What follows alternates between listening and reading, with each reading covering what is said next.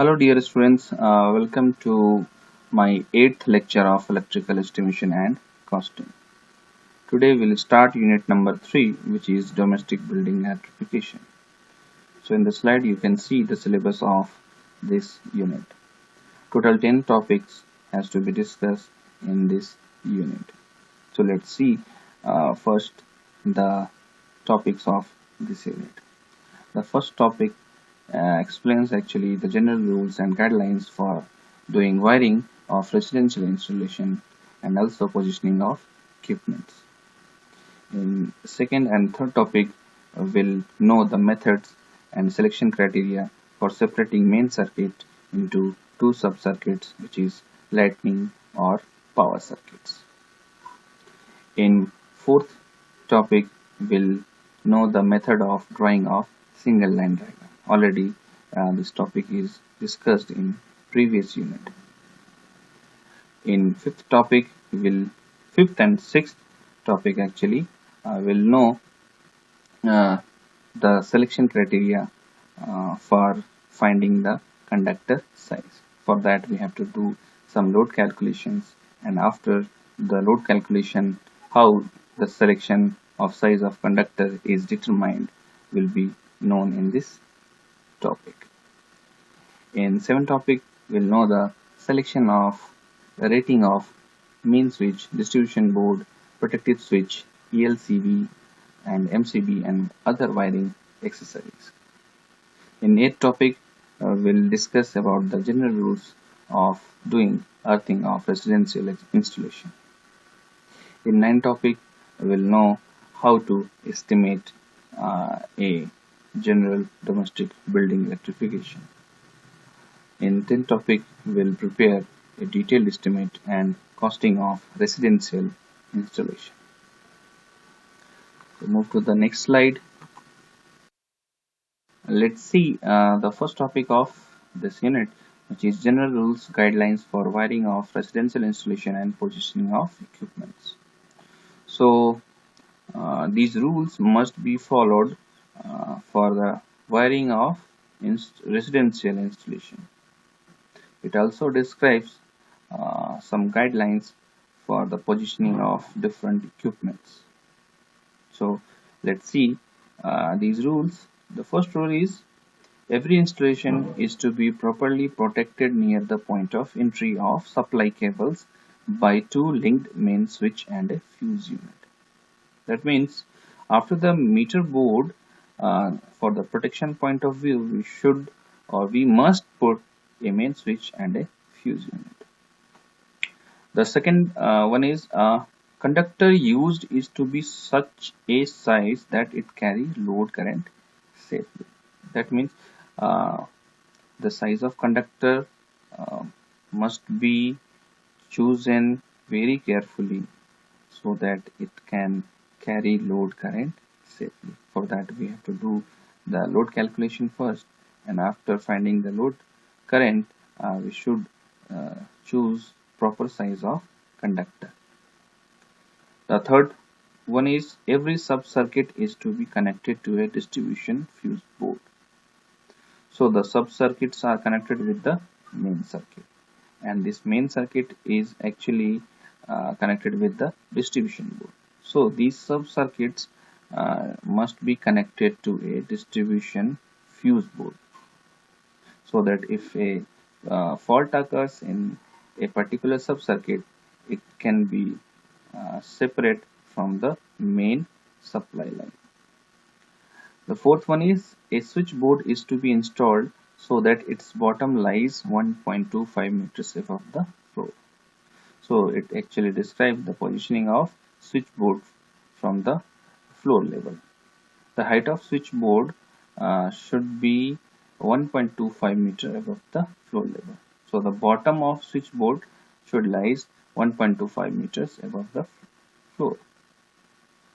The fifth one is all plugs and sockets outlets are of 3-pin type. So all plugs and sockets outlets should be of 3-pin type. The sixth one is all incandescent lamp are to be hung at height of 2.5 meter above the floor. That means the holder position, or you can say the bulb position, should be at height of 2.5 meter above the floor level. The seventh one is very important. No fuse or switch is to be provided in earth conductor. So as you know, the earth is provided for the protection of point, and if a fuse or switch is provided in the earth conductor, the main purpose of earth conductor will be minimized. So we should not put a fuse or switch in the earth conductor. The eighth one is, in any building, light, fan and power wiring are to be kept separately. So as we have discussed earlier, the main circuit is divided into separate sub-circuits. So for the light and fan load, we should have a separate circuit, and for power wiring, or you can see for heating loads, we should have another sub-circuit. So these sub-circuits should be kept very much separately. The ninth rule actually describes about the positioning of ceiling fan. The bottom point of ceiling fan should not be less than 2.4 meter from the floor level, and from the ceiling the height should not be less than 30 centimeter. The 10th point is about the 15 ampere socket outlet. So every building must have 15 ampere socket outlet for connecting domestic appliances like AC and water coolers. The 11th one is, each socket outlet shall be controlled by a switch which shall preferably be located immediately adjacent thereto or combined therewith. So each socket outlet should be controlled by a switch which should be located adjacent to the socket outlet.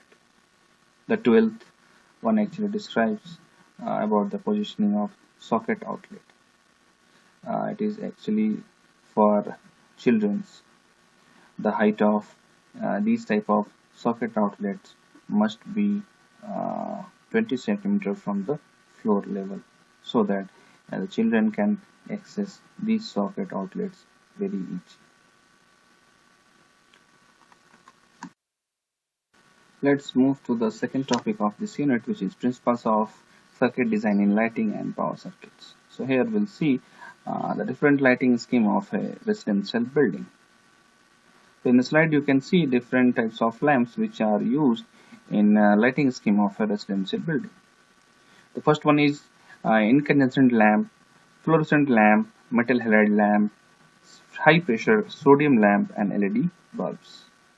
So in these lamps, incandescent lamp, fluorescent lamp and LED bulbs are used for interior lighting scheme of a residential building. Incandescent lamps are not used or not recommended for interior lighting of a residential building. Instead of incandescent lamps, you can use fluorescent lamp. But nowadays we are using LED bulbs because of its luminous efficacy. Metal halide lamps are actually used in indirect lighting. It is basically suspended from the ceiling and also used in office furnitures. The high pressure sodium lamps are generally used for exterior lighting, but in some cases it is also used in interior lighting, such as in big size rooms like gymnasium and auditorium. In the slide you can see there is a comparison chart between the lamps or bulbs used for lighting scheme. The first column you can see the types of bulbs used for lighting scheme is given. In the second column it actually describes per unit watt how much light is emitted from these lamps. The third column is actually about the color temperature of these bulbs or lamps. The fourth is about the lifespan of these bulbs. So let's start comparing these bulbs. The first one is incandescent lamp. It actually emits 15 lumens of light per unit watt, and its color is about 2700 Kelvin, and its lifespan is low. The halogen lamps or uh, metal halide lamps uh, emits 25 lumens per watt, and its color temperature is 300 Kelvin. The lifespan is medium to low. The CFL is about 60 lumens per watt, and its color temperature is 27 Kelvin to 6500 Kelvin, and its life is long. The fluorescent tube basically emits 60 to 105 lumens per watt. Its color temperature is about 3000 Kelvin to 6500 Kelvin, and its life is also long. But recently we are mostly using LED lamps or LED bulbs. So here you can see the LED actually emits 40 to 95 lumens per watt. Its color temperature is near about CFL and fluorescent tube. But the major advantage is that its lifespan is very long.